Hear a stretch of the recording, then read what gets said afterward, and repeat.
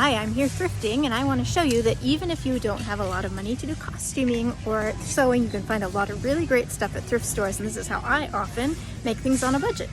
You want to make your way to the linen section. If you're in a bigger store, they oftentimes will have a section that has craft supplies included with the linens. Like up here are all sorts of balls of yarn, and then down here we have tablecloths, which can be used for fabric and supplies, and then you have fabric by the yardage, and sometimes there's even sewing patterns.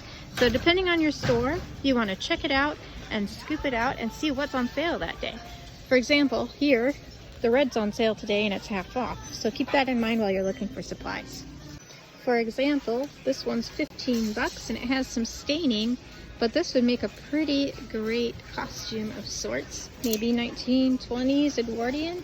You want to be careful not to use stuff that's really antique. This one is not, so I would say this would be a safe bet for making costumes with. Making things with linens is really popular right now, and this is a new but vintage style Easter tablecloth you could hang on to until next year and then make a cute top out of it. This cut work actually is old. It's probably 1920s or 1930s. It's really nice, so I wouldn't cut something like this up if there's no stains and damage, but it still would make a really great accent to your home. If you're into millinery, keep your eye out for these straw tape placemats, because you can unwind all of this and then use this as straw hat braid.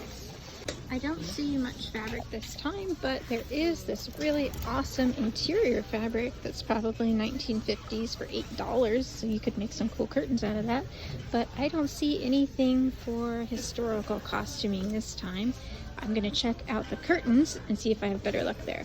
Coming into the curtains, I can see I've already had better luck. This is silk shantung. It's 2 curtain panels for $10, but it's half off, so you would get all of this silk for just $5. If you're into 18th century, don't forget to look in the bed covers, because oftentimes you can find these that make great quilted petticoats. So those are my main tips for doing costuming on a budget by thrifting materials. It's not unusual to make a dress for between 30 and 50 bucks, depending on how much fabric you need. Happy shopping!